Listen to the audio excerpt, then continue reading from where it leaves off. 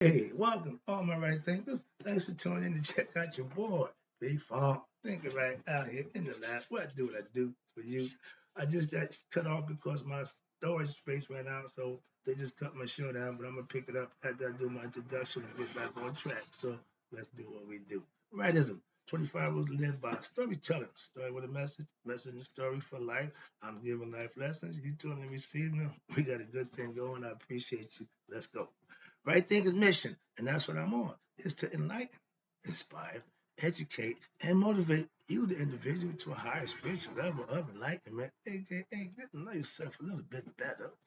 Right thinking's way of life through mental and spiritual discipline daily will help and guide you to obtain your goal of spiritual enlightenment, aka know thyself.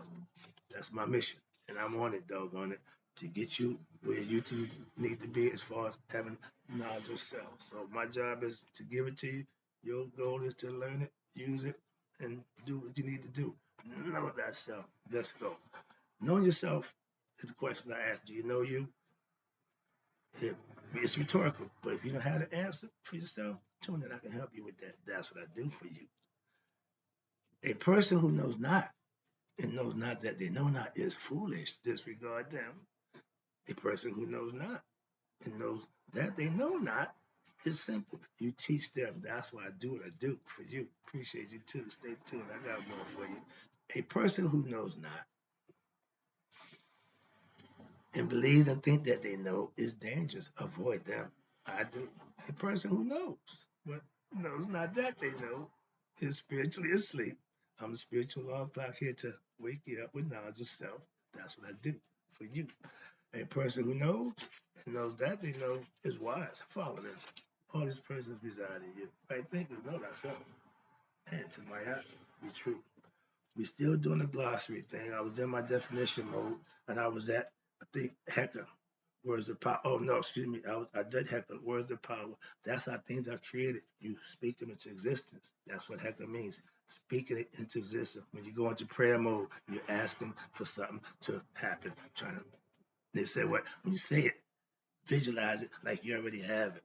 It's the mind game, nothing less, but okay, I get it. Let's talk about Horus. I will try to explain to you. Horus is the name that the Greeks call Haru. I like to say Haru. Okay, I don't know why, but it just comes out that way.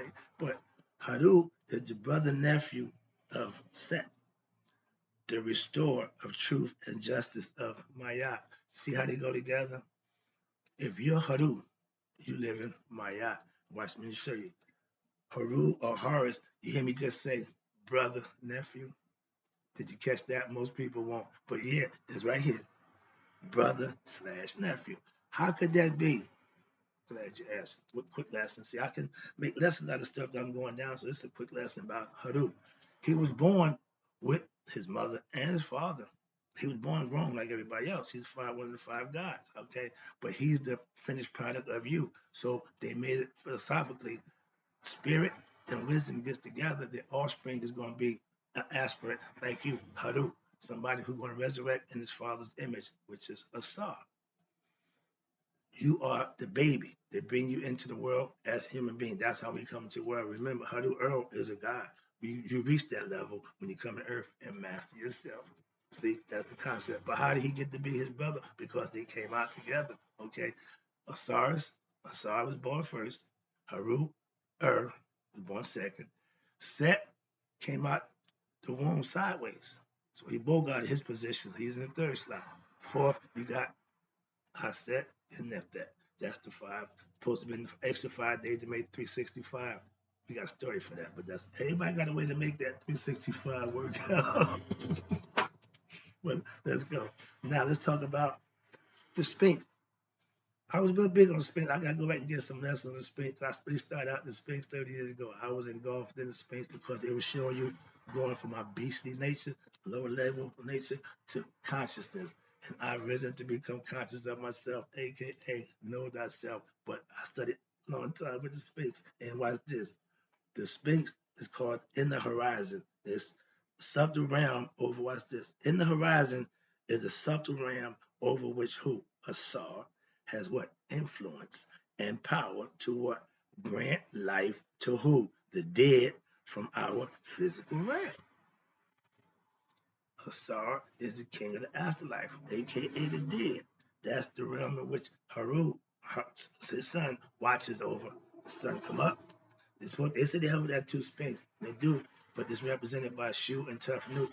It represents yesterday and tomorrow. Okay, and it sit like this, and the sun rises up between it, which is the present. That's you becoming conscious of who you are. So that's the motto that I use on my cards. Okay, right here, coming up. So that's the concept. I love that. They call Aket and Akar and Aket, male and female, yesterday and today, but they represent the horizon, the extra realm. Okay. Next one, you got my favorite, Aset, spelled Aset. It's also spelled Asat, Aset, spelled Auset, and the original way is spelled Ast. Okay.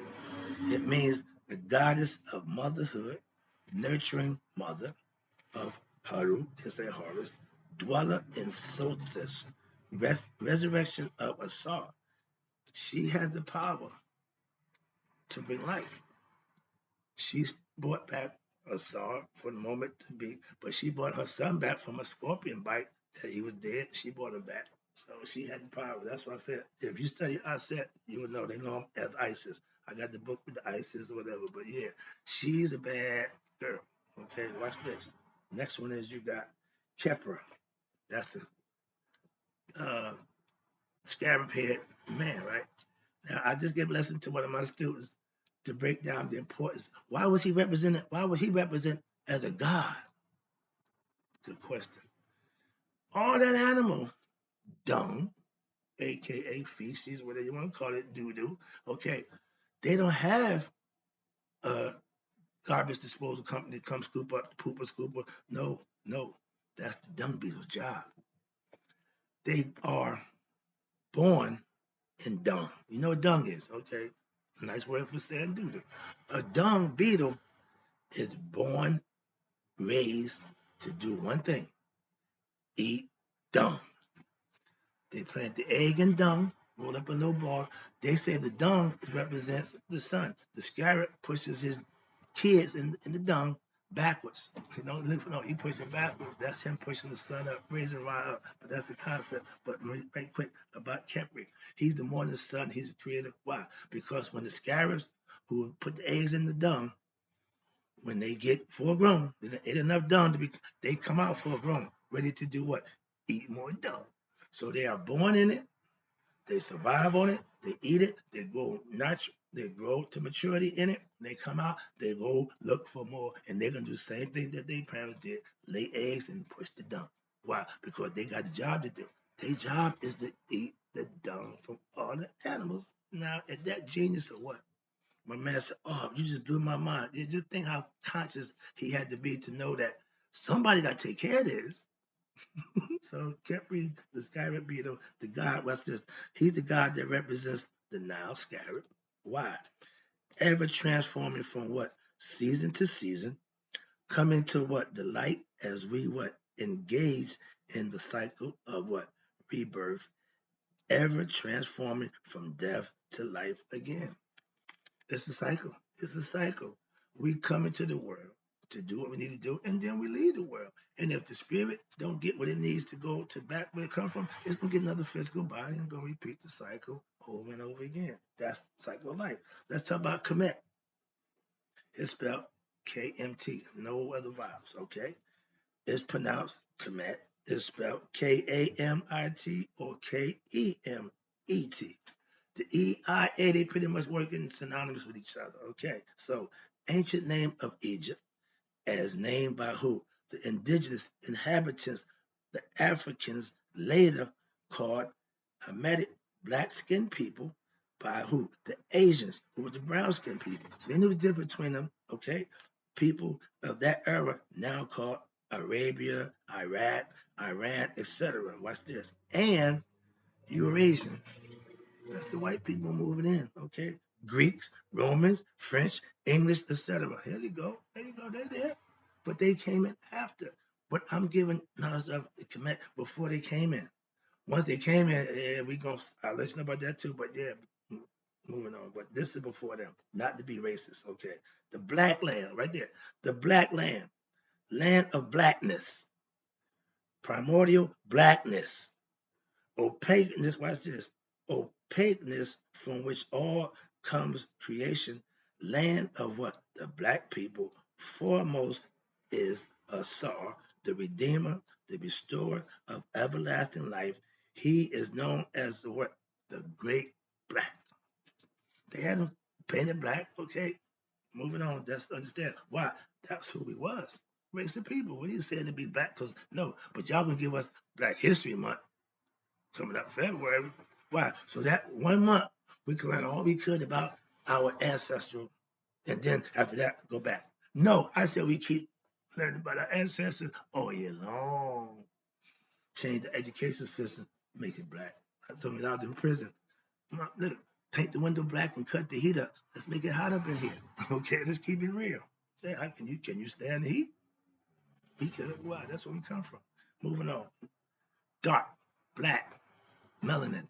We used to have them close to the equator. As hot as warm. We can stand the heat. Y'all can't. We can't stand that cold. All right, you got me there. Whoa, wait a minute. All right, wait a minute. I don't do cold. All right, there you go. Next one is knowing. Knowing is have something that you done, experienced, and have knowledge of from experience. Not what you read in the book, not what somebody told you. That ain't knowing.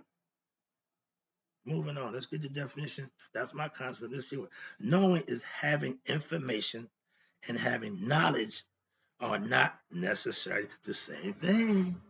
Okay? Why? Much of the world is information.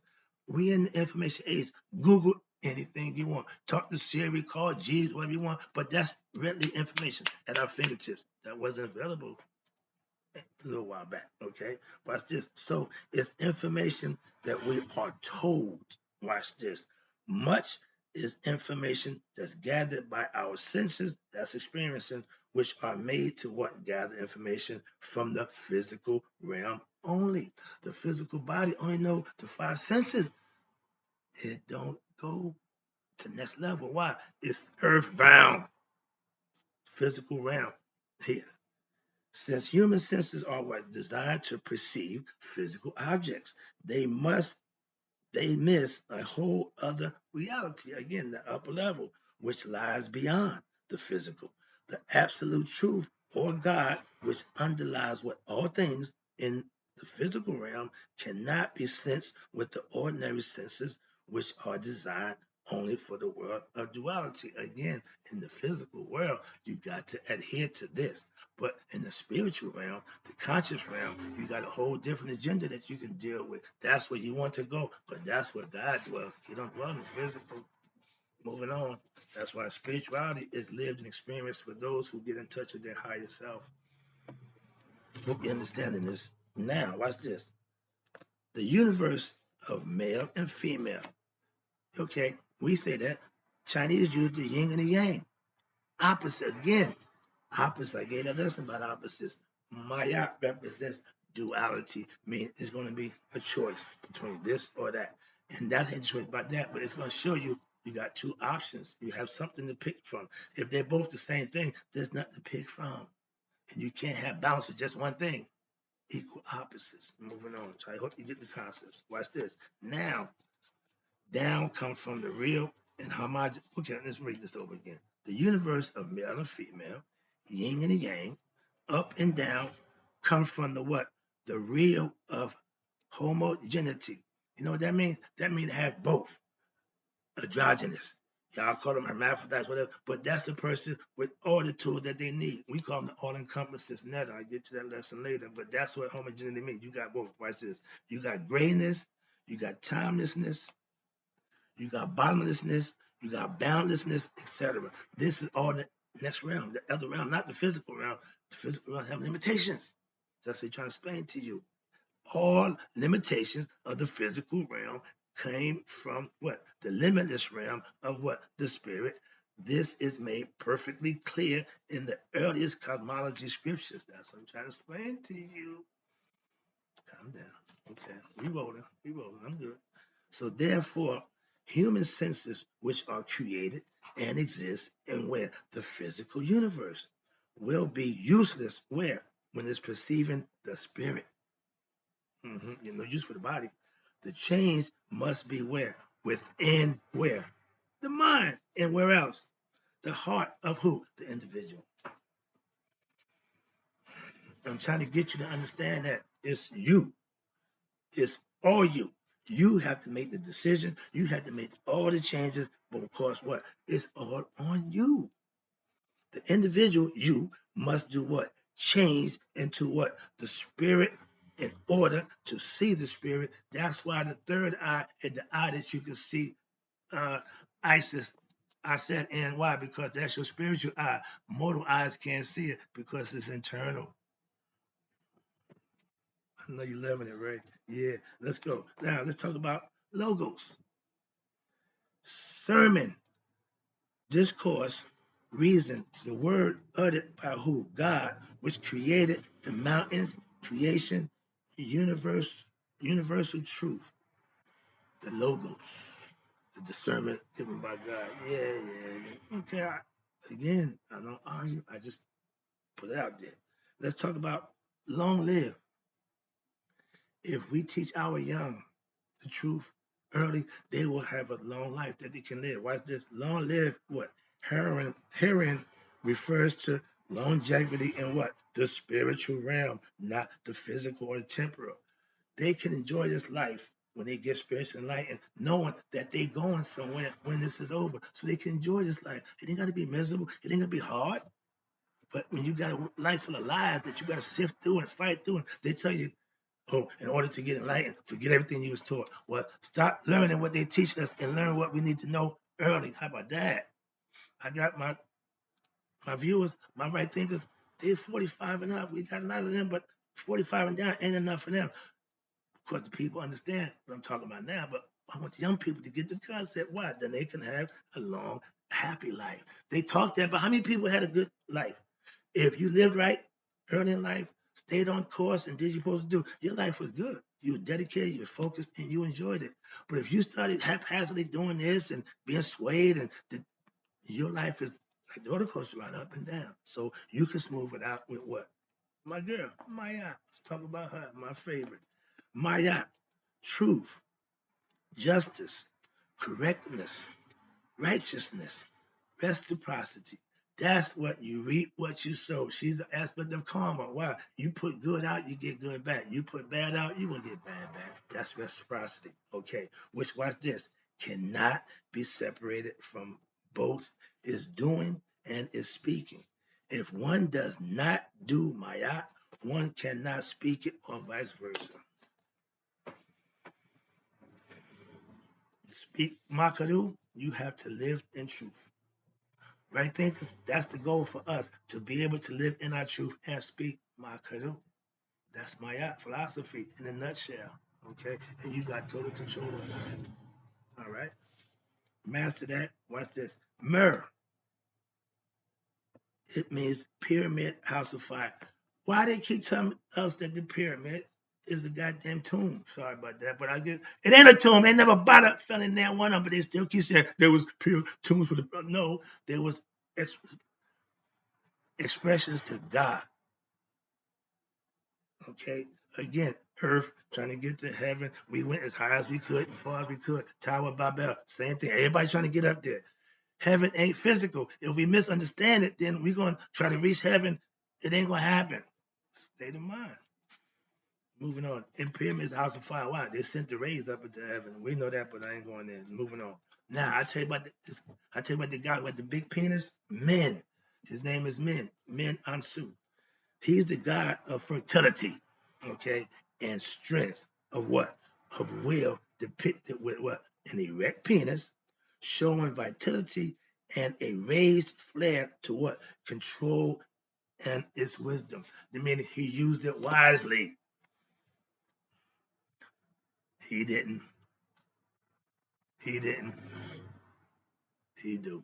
Change. That's the difference. And you can do that. Now, let's talk about names. The Egyptian language is that of power, not words. Sounds fulfilled with what? deeds. If you say it, you should do it. If what they say don't match what they do, don't trust them. That's what Maya is telling you. If you talk it, you better walk it. If you walk it, you should be able to talk it. It goes vice versa. Don't make a difference. It's the same thing. But watch this. Names are fulfilled by deeds. And watch this. The very power of the Egyptian names have themselves what? The power to bring into act what is said. When you master your God and Goddess aspects of your character, you become the master of yourself. You become the master of that aspect of your character. Netters. What's a netter? A God principle, divine manifestation, divine entity assisting the creator in the management of creation, their sustainer of creation. Shu. Shu is air. We give him identity. He's natural, air. We don't see him, we know he's there. Tough new, same thing. We know the elements. We gave them identity so that we could study them, understand them, and learn them. That's called nature. Familiarize yourself with nature. You can live in harmony with it, not compete against it and think you're gonna do this. No, you ain't. No, you ain't. Okay, we got artificial everything now. We done got to the point where that artificial intelligence thing is starting to rear its ugly head. When they were just concepts in view, we're starting to physically see the results of artificial intelligence. Not the way to go. Why? We got our own intelligence. What you need artificial one for? That means stop thinking. I told y'all 40 years ago when George told us think.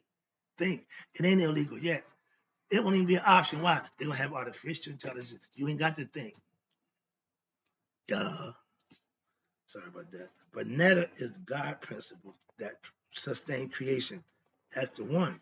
Netters with an S, divine casual principles, gods and gods aspects, forces of nature which operate within creation. Again, they're telling you what's going on. Explain it to you as best I can. Get the breaking down. Now let's talk about the Netta root.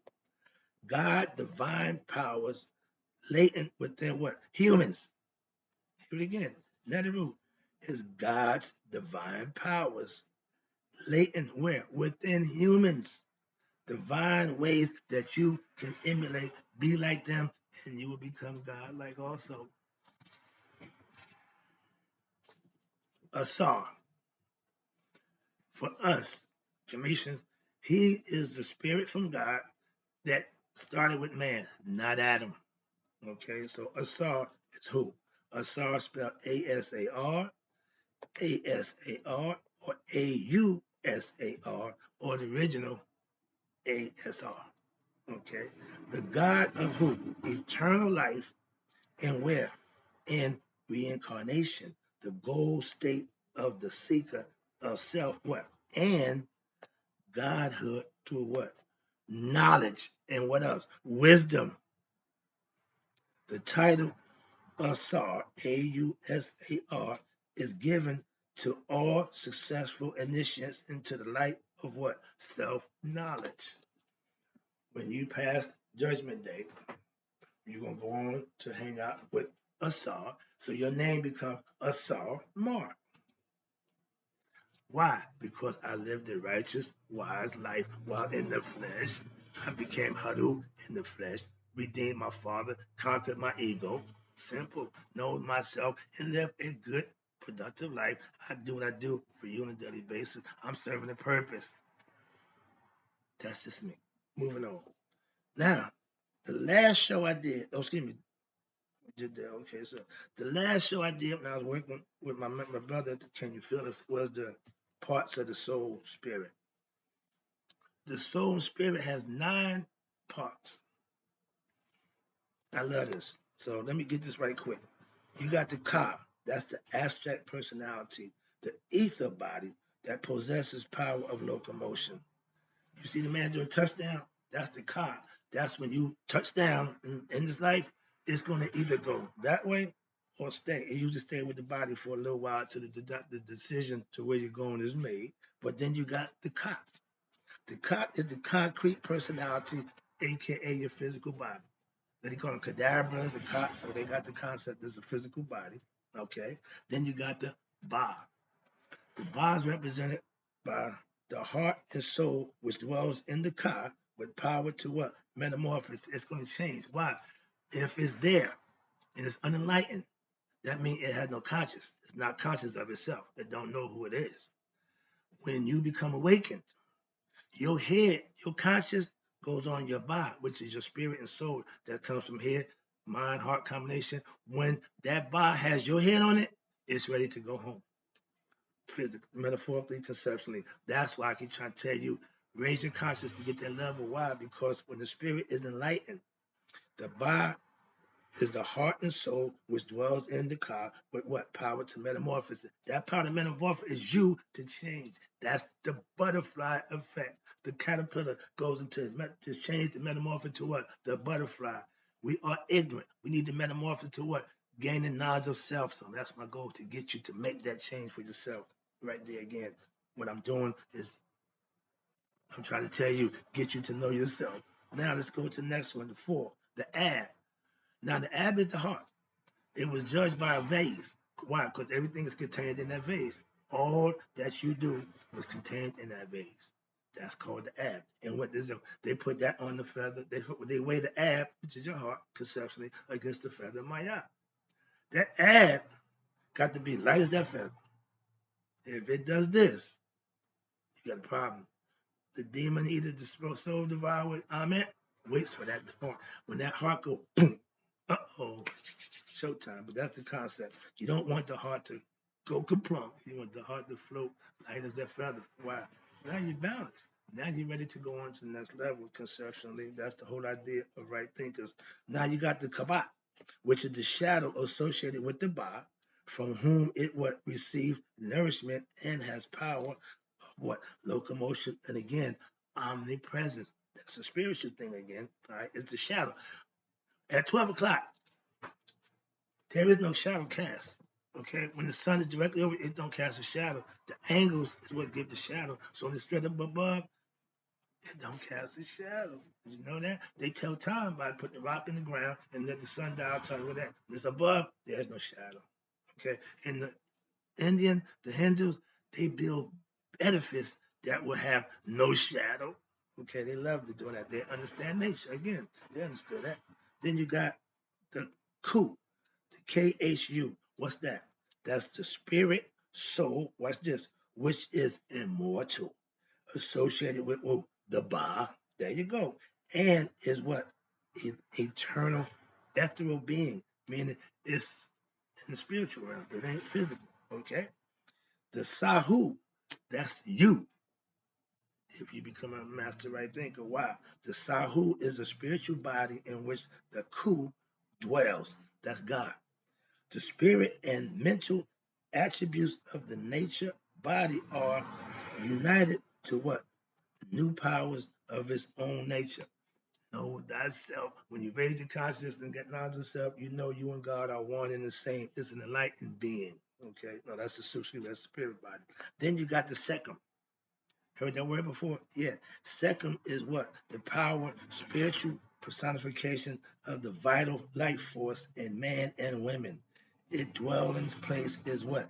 In the heavens with the Kahus, which is K spelled Khus. The Ren is their name. They had Katus.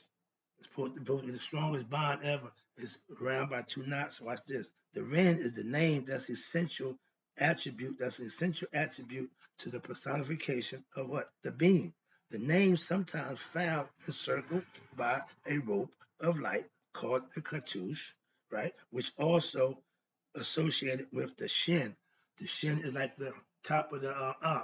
It's a round circle, the knot, the bull going across. That represents eternity. And the falcon that you saw in the east, Haru, he has a Shin in one hand and the Ankh in the other.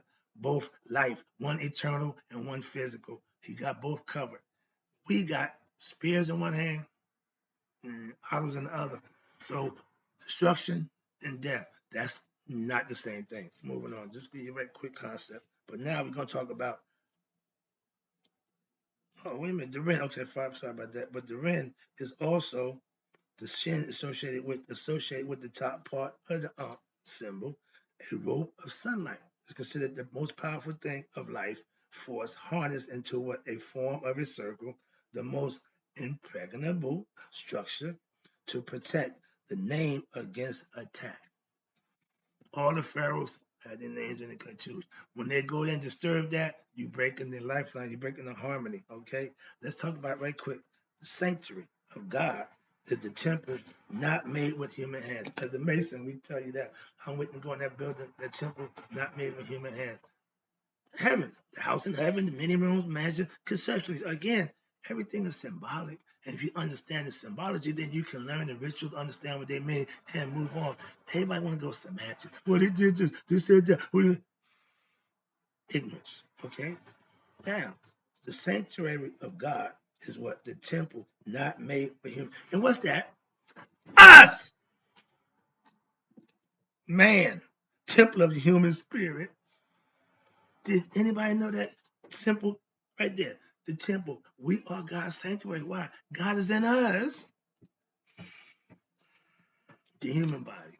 Okay, let me move on. I'm almost done. I see the clock. Yeah, I'm almost home. Second or Sechem, spelled Sekhem or Shekem.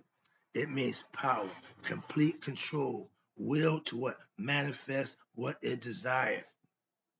Ooh, that's powerful. Second is that serpent power. Okay. Once it rises up, you pretty much, they said, I can do all things through Christ who strengthened me. Second is the Christ, the oil that goes up to give you the power to manifest. Hello, I'm just trying to break it down for you. Now they call Set. Sethan. Sethan. Sethan is the God who was originally good and later turned to evil, becoming what? The procurator of what? Satan, Cain, and the modern day devil. I'm mixed with this one. The ego, Set. He didn't start out bad. He just got caught up. Again, that's what happens. Okay, so he did what he had to do based on what he wanted to do, and he had to pay for that too. Okay, transgressions have to be paid for your wrongdoings. Just like you get blessed for right doings, you can't not punished for wrong. It don't work that way. God don't pick and choose. He just do like nature. Nature don't discriminate. It just do what it do. Moving on. Now you got Sukkah Daude. I just gave that lesson to my dude. My student, his name is Tahute. And what's this? I said, you like this one. Why? It comes forth, Tahute. Come forth wisdom into my soul, spirit, that what? I may do the will of God, the supreme being on earth. Mastery, self-mastery with wisdom and understanding. And now you can make that happen. Why? I call it spiritual discipline. I'm not going to do reckless and nonsensical stuff at this point in my life. I could say that before, but if we get our young people to get that attitude, they'll be just fine. Why? They won't be swayed, they won't be distracted, they won't be led astray and bamboozled and used. That's why. With knowledge of self, those things don't happen to you. Moving on, I'm almost home. You got Tamari. Tamari is the ancient name of Egypt, as named by what? Again, its indigenous inhabitants, the Africans, later called Hamitic black skinned people by the again Asian people from the area now called, and we did that, and the Eurasian Greeks and Roman again. Tamari was the name of Egypt before they came in. The guy Egypt, Connors, whatever his name is, Africanus, all that nonsense. And keep along with the first name, okay? We don't went through a few names, but moving on. You got Tep Takas. That means a collection of books and sayings containing primeval wisdom of ancient times. These are scriptures written back to ancient times that they hide, that they keep. So everybody ain't privy to that information. It says a collection of books containing what? Primeval wisdom of ancient times. The good, God, supreme being the all. Anything that's good, anything that's God. Simple as that. And if anything that's in opposition of good, bad, evil, is the devil. The definition of the devil is just somebody's in opposition to what's good and what's right. God is what's good and what's right. So if you're opposing God, that makes you a devil. That makes sense. So we can teach that to the kids. You can be a devil, you can be God. You do good, you God. You do bad, you're the devil. That ain't hard to figure out. And once we can drive that concept home and show them the difference of being rewarded for good and being punished for bad, that mess will be learned real quick. It don't take that long in understanding that. Sorry. Titan, Greek concept. Rulers of what? The earthly world order, the government, social, religious, etc. leaders. Yeah, they call themselves Titan. They're rulers. They want to be in control.